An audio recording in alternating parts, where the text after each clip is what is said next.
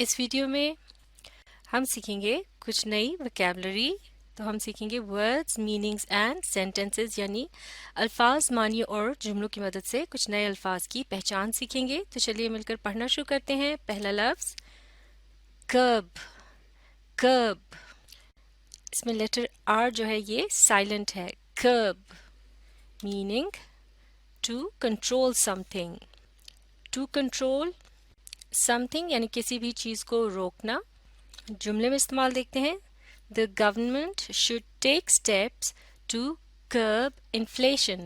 The government یعنی حکومت should take steps کو اقدامات اٹھانے چاہیے، یعنی اس کو کچھ ایسے کام کرنے چاہیے to curb روکنے کے لیے inflation یعنی مہنگائی.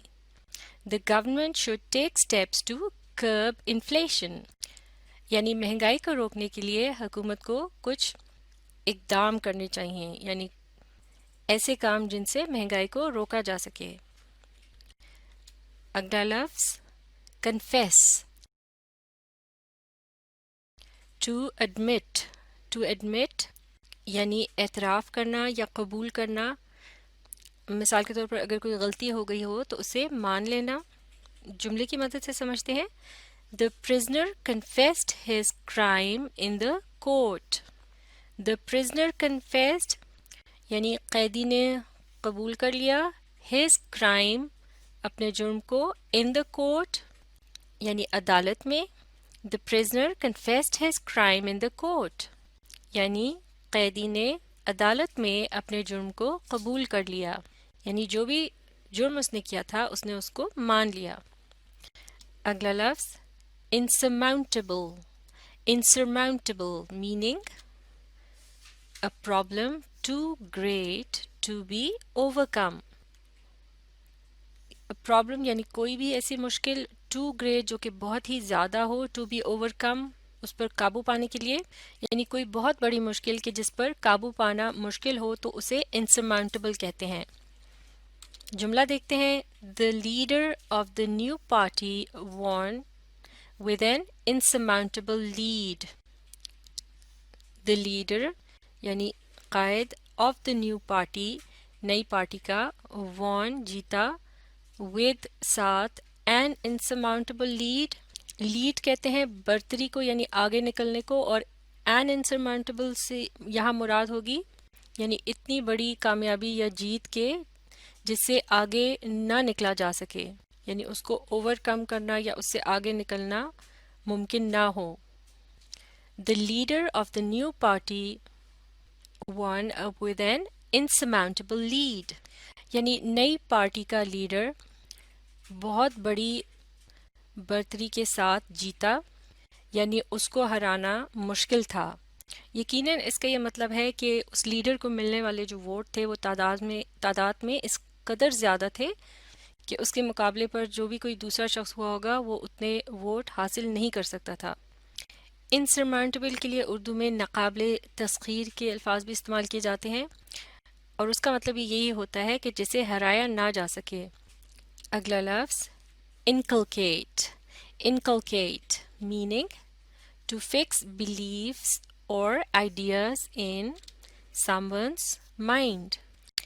beliefs جو ہوتے ہیں وہ ایسی باتیں ہوتی ہیں کہ جن پر لوگ یقین رکھتے ہیں، جیسے کہ ان کی جو بھی سوچ ہوتی ہے چیزوں کے متعلق یا ان کی رائے ہوتی ہے.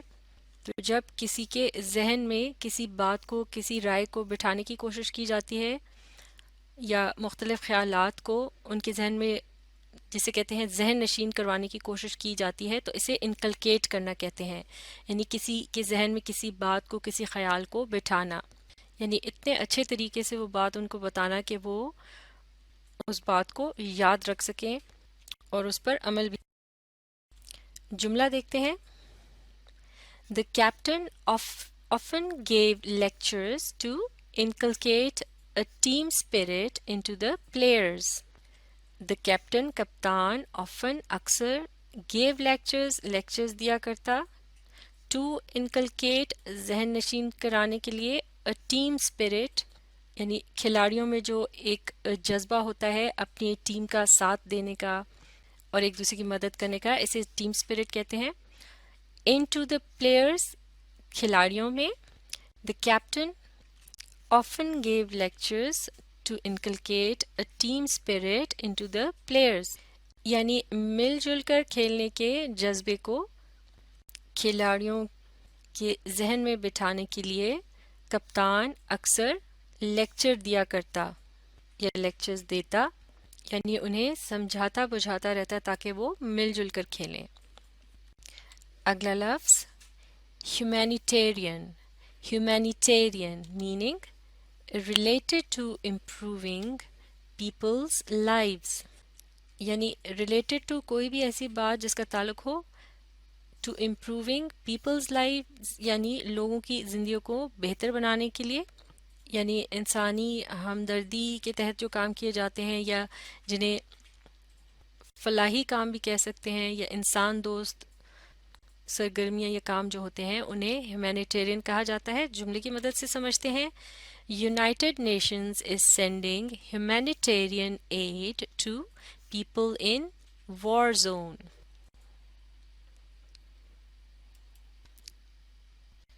معاف کیجیے گا، in the war zone. United Nations یہ نام ہے اس بین الاقوامی ادارے کا، یعنی جو کہ پوری دنیا بھر کے لوگوں کے لیے کام کرتا ہے اور ان کی مدد کرتا ہے۔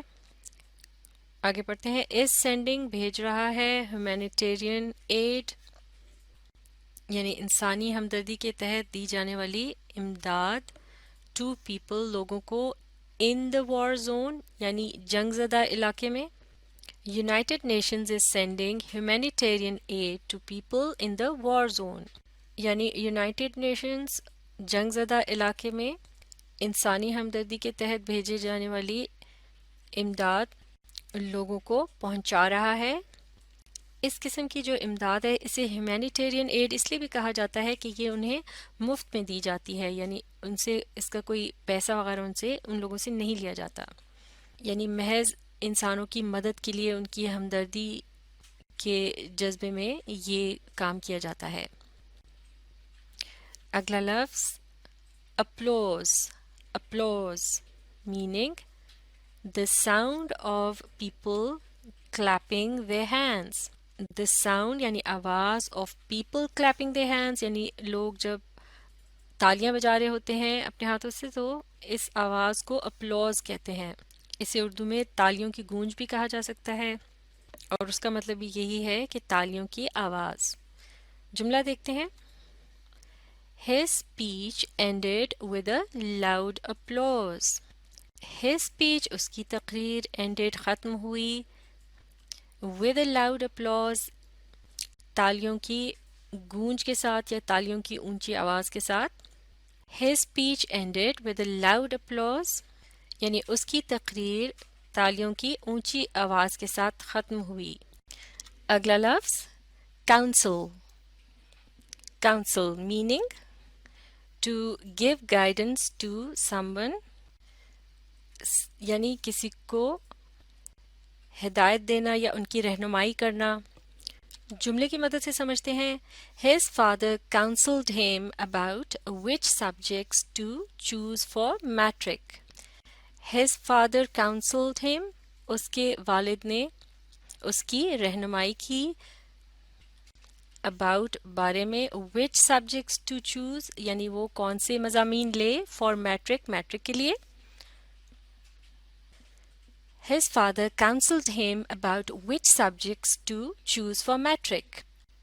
چوز کے لیے اردو میں چنے کا لفظ استعمال کریں گے تو اس جملے کا مطلب ہوا کہ اس کے والد نے اس کی رہنمائی کی کہ وہ میٹرک کے لیے کون سے مضامین چنے۔